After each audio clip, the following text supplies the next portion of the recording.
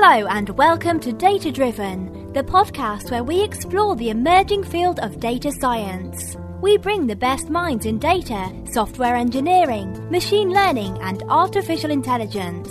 Now here are your hosts, Frank Lavinia and Andy Leonard. Hello and welcome back to Data Driven. Data Driven is a podcast where we bring together the brightest minds in data science and analytics. If data is the new oil, data analytics is the new refineries, and apps are the new gas station. If that's all true, consider this car talk. I'm here, as always, with my trusty co-host, Andy Leonard. How you doing, Andy? I'm doing well, Frank. How about you? I'm doing good.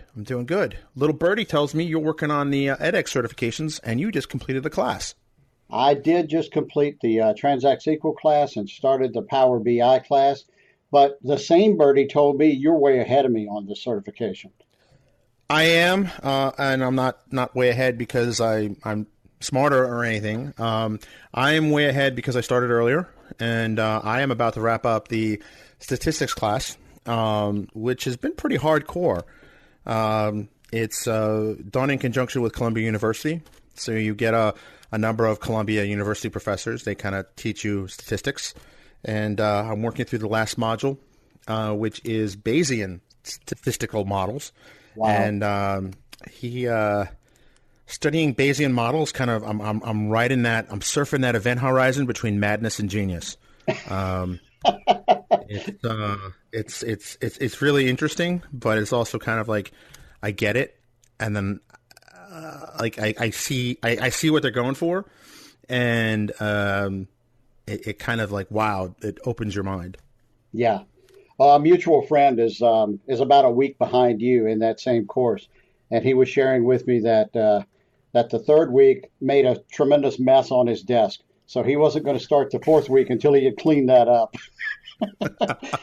So what's interesting about this course, and I'm sure the other courses that are out there certifying in data science, the ones I've heard of, the Coursera course is the big one I've heard of. They're all pursuing a similar track, and it is not right now anything that lends itself to a paper cert. It's very much a hands-on. You got to prove you know this, through testing. And at the very end of this particular course, and I believe the same is true about the Coursera, there is a study that you have to hand in. You have to turn in stuff and have it graded by people at this point.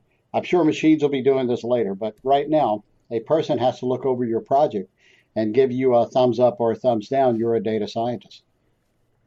Yeah, and I think that's really the value add here in terms of, this versus kind of your traditional MCADs or CNEs, where it was really just, multiple choice test. I think the value add here is you actually have to do something, and it is run by a human being, at least for now. It'll probably be one of the graduates in one of these classes that will create the algorithm to do that by machine. But I think, it's interesting, and I think this really speaks to the rapid pace that you have. We talked about this in an earlier episode, but the pace of data science is going so fast. I don't think traditional academia can keep up, and the way that they kind of come up with courses and curriculum. So it's a good thing we have things like Coursera or edX or any number of these certification programs. Well, and it's also interesting that Microsoft is reaching out to academia, right? And incorporating the Columbia folks into the statistics part of this. I think that's very promising. It's nice to see that kind of cooperation between tech companies and academia, and I hope it continues. Absolutely. I think it's one of those mutually required things, because I think academia realizes to stay relevant, they have to work with tech companies. And for tech companies to get the type of talent that they want, they're going to need these types of certifications and training. Absolutely. It's definitely one of those situations where one hand washes the other. And I don't want to leave out, too, the applications in business. Just tremendous applications of business, of data science, rather, in business scenarios. And that's a good segue into our guest today. Nick Harris is the Senior Director of Corporate Strategy and Business Development for McKesson Medical. And he joins us from Richmond, Virginia. Nick is a mutual friend of mine and Frank's. We've been friends for probably better than a decade, and really enjoy our conversations that I've had with Nick. Nick, I want to welcome you to Data Driven. Thank you, Andy. Thank you, Frank, for having me. Hey, welcome to the show, and really excited to have you here and talk about what you do day to day that relies on data, and how is your business data driven? That was a great question. You know, it's interesting how important data continues to be as the speed of data science and big data continue to hasten. In my day-to-day as a corporate strategy and business developer for McKesson, everything has to be objective. Our goal is to put together strategy for growth, organic and inorganic, for the next 3 to 5 years for a particular business unit, business segment, or department. And in order to do that, we have to have an outlook and perspective of what that market's going to be 3 to 5 years from now. And a lot of that information comes from data. We collect data from primary sources, looking at our own sales history, secondary sources, market research, buying reports, going to Edgar or the Wall Street database for SEC filings, looking at 10Ks, 10Qs, proxy statements, etc., and anything else we can to give us a clue as to what may be happening, to form that perspective so that we can inform our leaders on how to run the business going forward. So data is absolutely critical piece to everything we do day in and day out. Oh, that's fascinating, Nick. I'm curious to kind of get a little personal here. How did you find your way into the fields that you now work in? A pretty good question. So a long story, but I'll focus it on data. So I started college and wanted to learn more about technology development and networking. And this was 20 some odd years ago. And so mid-90s, and I got an internship literally in the first couple of weeks of starting class. So I'm an IT or a computer science student, but I don't know a whole lot. And so we had an issue, and this was at the Virginia Association of Realty. And we had an issue where we had to pull out some member information with a report that wasn't created, so we had to do it in a raw way. So I remember asking my manager, my third day there, how am I supposed to pull this data out if there's no report? And he says, use SQL. And of course, I looked Great at answer. it. Okay. So I went online. This was granted mid-90s, and I went to the search engine Excite, and I searched for Excite. And I searched for 2 words, one phrase, spelled SEAQUILL. Because that's what he told me to search for. Right. And so once I realized that I wasn't looking for a saltwater porcupine, I was completely hooked. Or like information about the Die Hard 2 movie. Exactly. So I was completely hooked after that and learned the language. And I think the internship and jobs from there, as well as the formal education, really helped craft what I do today. And that journey has gone through data architecture, data science, software development, engineering, through strategy development around data, laying out roadmaps. I was the CIO of Z Medical division of McKesson about 3 years down in Southern California, where I was able to fuse together building roadmaps, strategy of data, and IT all together, which ultimately led to the role I'm in now in overall strategy, which is a fantastic role where I'm able to bring my knowledge of data and technology into the room with the bankers that talk about M&A and really put it to use in evaluating the technology, building out strategies such as digital strategies for enterprises, and helping evaluate companies based on the capabilities they have and the quality of their data. So is this in preparation of acquiring them? Is this kind of your due diligence prior to acquisition? Absolutely. Spot on. Interesting. So, a lot of work, as you might imagine, and you're probably experiencing, goes into that valuation and intellectual property, the quality of data, how it's accessed, how it's used, their ownership of it has become such a large portion of the value that it's important to have someone that has that unique skill set. It's interesting. I read a stat recently, since you mentioned cars earlier in your car analogy with this podcast. They say that the average car today, 58% of the cost of the car is in the software subsystems, which it really surprised me. But at the same time, it doesn't, considering how important technology and data continue to govern everything we do and every piece of equipment we interact with.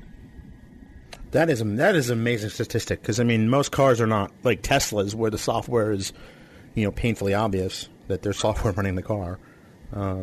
That's interesting, and I can see it. Like now, that makes sense, because every car made after a certain date has the onboard diagnostic computer, and I'm sure that's not the only system on board the car, but it's the one I think most people would have at least interface with, and aside maybe from the entertainment system. And that varies wildly from car to car. Absolutely. Interesting how you moved from that internship and grew your career into now this corporate strategy and business development senior directorship. Where do you see data science impacting the role that you and your group do today, day to day? That's a good question. As we think about day to day, there's a lot of questions that come from the business, and we need to be able to have a single place or a single process for being able to answer some of those questions. One of the things that bankers do is they put together something called a lit pack or a literature pack. Whenever there's something that needs to be understood, it's a packet of data that includes SEC filings, it includes articles, news-related articles, anything from periodicals, and other secondary research in one packet to help people increase their knowledge. And so whether it's putting together a lit pack for initial knowledge, completing due diligence, or in everything in between, data is needed, structured and unstructured, cataloged and uncatalogued, expert opinions and SEC filings with actual GAAP numbers all have to be considered to make day-to-day decisions. Interesting. Do you see data science impacting operations these days? I absolutely think it does. When I think about data science and analytics, I should say, as a subset of data science, really understanding the descriptive statistics piece of it as well as the predictive statistic piece of it. In the descriptive statistics, it's what have I done, how do I perform, what have I sold, what have I moved operationally. Right. And we have to be able to adjust our business as we look at our P&L to ensure that we are growing and ensure that we keep our expenses in check so that we have a healthy and prosperous business financially. The data science, which helps provide both views, provide insights and helps us answer questions to know how we might optimize our business. How do we adjust a number of people in the warehouse? Maybe it's a number of heads. Maybe it's the cycle in which the heads come in and their actual working schedules that need to be adjusted and not so much the number of people. Maybe we could add one person at this one shift and increase throughput exponentially. One example of a company that we've reached out to that helped with some data science is they paired operational proficiency in a warehouse, so think of your standard 3PL logistics, your pick, pack, and ship, with medical information about the human body and wear and tear. And it transformed our slotting process. So a person who's standing in a warehouse who has to pick the next order, depending on the frequency of the item that they're picking, we want to use fewer joints in the body. So for instance, if someone's ordering Advil and it's pretty frequent, the Advil might be one arm reach out in front of them so that they only use their wrist and their shoulder, which are the most durable joints in the body. One of the most weakest points in the body is the lower back. So only things that are ordered weekly or less are things that are below the belt, that are below their knees, that they actually have to bend over for. That's very interesting. This data science was brought in with this medical data, operational data, and not only did it make people more efficient, but it reduced presenteeism, people who had to take long breaks because of pain, and absenteeism, and reduced workers' comp. So that's just one example of many that I could cite around data science being used day to day to really improve business operations. And that's amazing because, I mean, those are the types of things you just don't think of. And you have to wonder, what other things do we not normally think of that data science could address and solve? Absolutely. I'm constantly amazed, and I'm never amazed at the same time, right? Because as a fan of IT, you know that it's possible. It's just someone needs to think about it, and someone needs to spend time working on it, and it's possible. So I'm very excited about things that we've done so far, but I'm even more excited about the future of data science and overall analytics.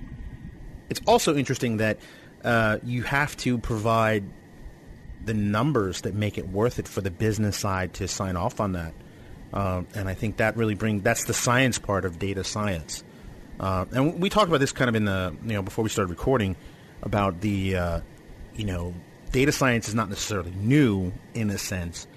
It's kind of a new label for something people have been doing for quite some time, which is, data analysis and statistical processing. Absolutely.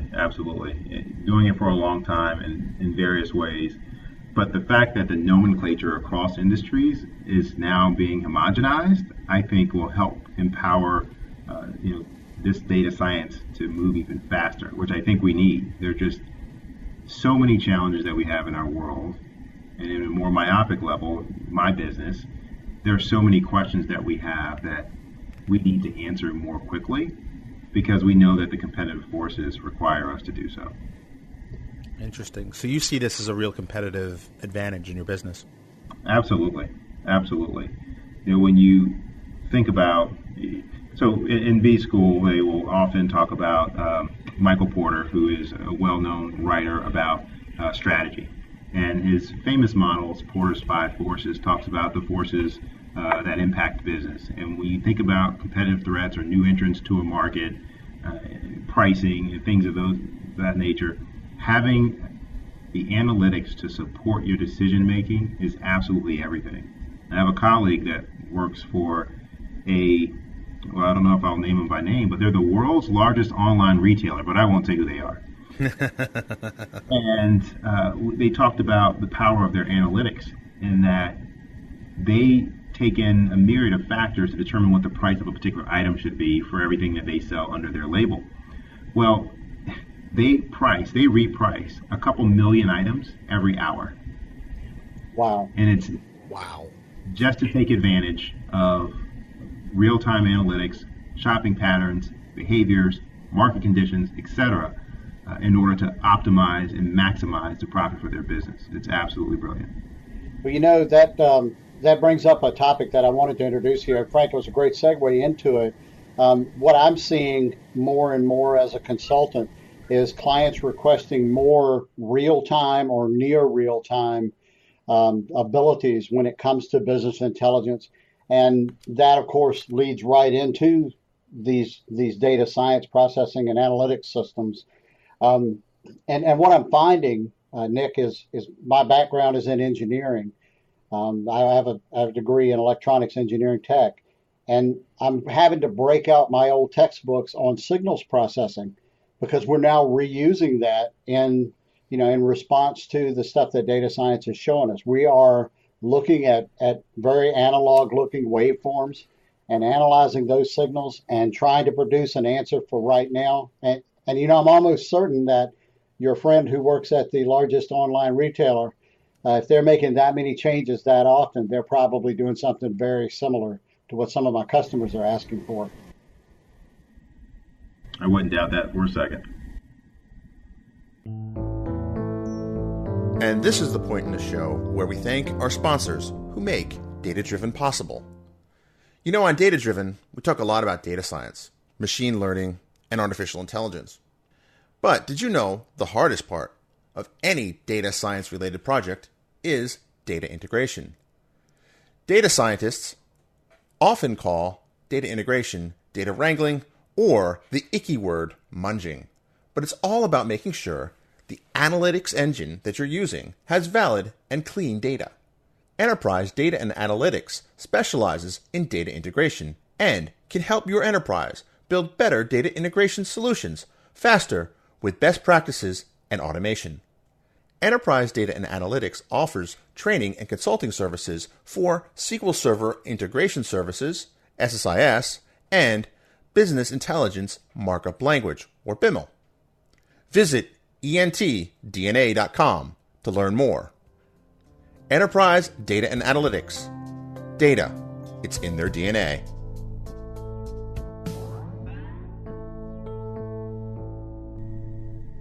That's amazing that data has such an impact like that, and just the thought of changing prices, on millions of products, in essentially near real time, and getting the near real time analytics on that and the effect of that changes is just boggles the mind. I mean, again, as a technologist, well, of course you can do that because it's all electronic, but kind of as a, when you think about how this is going to disrupt traditional retailing, I mean, that's just, I don't think we've seen the end of like the consequences of that, both good and bad. I think that's an interesting angle, and how is that going to impact, that major online retailer's bottom line? How are their competitors, other primarily brick and mortar retailers, how are they going to respond to an organization with that level and power in analytics?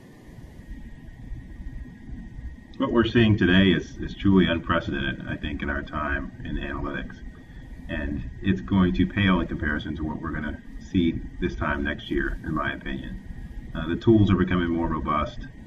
The systems have broader capabilities. The expansiveness of the cloud and what it's giving to the guy in his garage that can now process 1 billion rows and find useful insights is really unparalleled. And so I'm excited to see that continue to grow. Being able to leverage it, I think, is the difficulty right now. One term that I hear starting to gain a little bit of momentum is CDS, or Citizen Data Science. And how do you take those large, voluminous data sets and have them make sense to the common person without interference or the intermediary of an IT expert or a SQL guy, or a SQL guy in my case back then.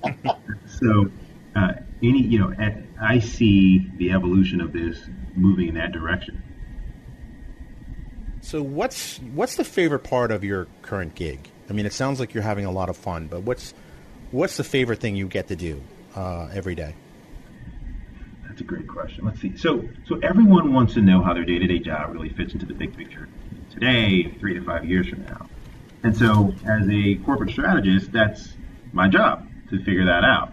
And so everyone is engaged and excited to work with you. Anyone I approach, hey, I'm working on this project. They immediately give me everything I need, give me data, want to be involved in meetings. I mean, it's so inspiring and engaging. I absolutely love it. It's almost like getting a hunting license for anyone's land in the world. And so, but with great power comes great responsibility. And we take that very seriously so that we're engaging in areas where it makes the most sense and we can have the most impact. But I have to say that's the most exciting part of my job, just the engagement and excitement of everyone I work with as we try to help them grow and achieve more. Interesting. So I was going to say you're more like the ice cream man, where as soon as people hear the music, they run. All the kids run to you. I like it. But I like your analogy better. That is a good analogy. So how would you complete this sentence, Nick? When I'm not working, I enjoy. Ooh. Well, let me preface it by saying I have so much fun working. I don't consider it working. I really love it. But outside of that, I love spending quality time with my family. I've got a wonderful girlfriend and 3 terrific kids. We're all intellectually curious. We're all explorers. We're striving to learn more. The kids are on Tinker, building toys, trying to fly drones. My girlfriend is reading books on how to use new apps. Even though she's not technology savvy, she knows how it can impact her life. So I would say spending time with family, and on a more personal level, I love live entertainment. So from Broadway plays to comedy shows and acrobatics. And I've actually followed Cirque du Soleil across the country. I'm a little embarrassed to say that out loud, but I'm a huge fan. Well, I just saw my first Cirque du Soleil show late last year when I was out in Vegas speaking at the Connections Conference, and I'm trying to remember the name of it, but it was really well, you know this, Nick, because you've seen a bunch of them, but I was just blown away by all of the use of the technology and the staging and the acrobatics part of that. It's truly a combination of arts. So I can get it. I understand that. Absolutely. I love it. So another sentence we'll ask you to complete. I think the coolest thing in technology today is what? Oh, wow. Okay. That now you're really giving me hard questions. I'm such a geek. There's so many cool things in technology. Internet of Things, I think, is fantastic, and we are less than 1% of the way to where we're going to be. I love drone technology and what people are doing with that, and types of exploration and opportunities that presents. And I'd say just rethinking every single problem we have. Look at what Tesla's doing with the electric car and the superchargers, which give you 80%, I believe, capacity in your vehicle within 20 minutes. I think it's fantastic. Power balloons. Google just purchased a company. I say just. It was about 2 years ago, I believe it was. They purchased a company that has mobile power plants, and what they do is they use solar power and other types of technology that they put in large weather balloons that they can put over a city that's been devastated by a storm, where they could give the city power in an emergency until it's actually restored infrastructure. Inductive power. I could go on for days. There are so many cool things that we have and that are on the horizon. I just want to live long enough to see more. And if you live long enough, you'll be able to upload your consciousness into a computer, and you yourself could become data. Exactly. It certainly is an interesting time, and I think one of the things that you mentioned, IoT. IoT has real impact in terms of, not just turning on the lights and turning off the lights, but in terms of the data you can gather, you can really gather data at not just scale, but serious scale with IoT. And quickly. Yeah. If you think about, in healthcare, first of all, there's a million things you can do in hundreds of different disciplines. I'm in healthcare, so I'll just talk about one very small area. You think about precision medicine, where you want molecules to react differently based on the composition of the person's body, what certain readings are. You think about nanotechnology, and you think about Internet of Things and being able to report that out. The amount of data your body can generate in tracking a particular medicine through your system and how it's making you react and what your levels are truly change how we can do our diligence related to R&D and impact studies and efficacy greatly. But if you're generating hundreds of megs a second from those readings, being able to cipher through all of it and really make sense of it is where the value really comes in. Interesting. So I live in the D.C. area, so I have to ask, are there any regulations that kind of impact it because you are in healthcare? This is a loaded question. Are the regulations helpful, hurtful, or at this point, data science and the datafication of this industry is so new, maybe there are no regulations yet? There are always regulations, especially in healthcare. Earlier, I talked about Michael Porter and Porter's 5 forces as a framework. Many professionals in this arena say there's a 6th force. It's the government and regulation, and I would agree with that assessment. Everywhere we look, there's some sort of regulatory constraint or impact to everything that we do, from licensing to research and development to distribution to warehousing to wholesaling, to ensure that consumers are safe, to ensure that whatever it is we're distributing does what it says it's going to do, and from the manufacturer's perspective. And then it went through the right clinical trials and has the right chain of custody. There's something called pedigree, which is like a social security number for certain types of meds that follow the medicine all the way through the supply chain to make sure that its integrity wasn't broken physically through transit, all the way to the patient's hands. So there is a large impact on regulatory in every aspect, I think, of healthcare. And there's a lot of uncertainty on where it's going, obviously, with the new administration. I would say specifically on the data side, there's a large amount of regulation there too, as you think about PHI, or patient health information, the HIPAA regulations, understanding what encryption means and how it needs to be handled to ensure that people are, again, safe, which is the number one concern, not just medically, but also their identity. So there was a statistic that just came out, and I believe it was Forbes this week, that talked about up to 25% of people have had their identity, their health care identity, stolen, and that since it's not a credit card, and there's regulatory requirements around credit cards, only allowing so much of that financial burden to rest upon the individual. In the case of healthcare, there are no such laws around that burden from the healthcare company. So the average person spends $2,500 paying off bills, debts, and restoring their peace of mind in their life related to healthcare data identity incidents. So more regulation will come. We have to protect consumers, we have to protect patients, but we also need to ensure that we have an environment that allows businesses to thrive, and it's a very hard balance at times.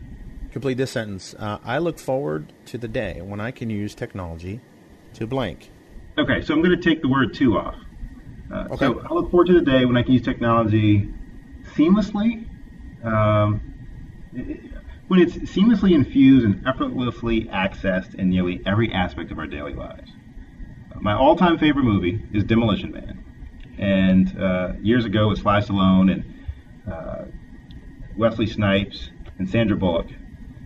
And while there are many aspects socially of the movie that really scare me, there are myriad examples of technology being used completely effortlessly. There are no logins. You're automatically recognized who you are, where you are, and everything comes to you, and you don't have to go to it. And everyone is then on the exact same playing field. So seniors and toddlers have the same access, and it's ubiquitous to all. And so I hope that I am able to live and see something that integrated and that homogenous in my lifetime. That's interesting. Well, do you have a theory on how you use the shells? The 3 shells? First of all, terrific memory. That's a 25-year-old movie. But I can't believe you don't know how to use the 3 shells. We'll have to ask Lieutenant Huxley.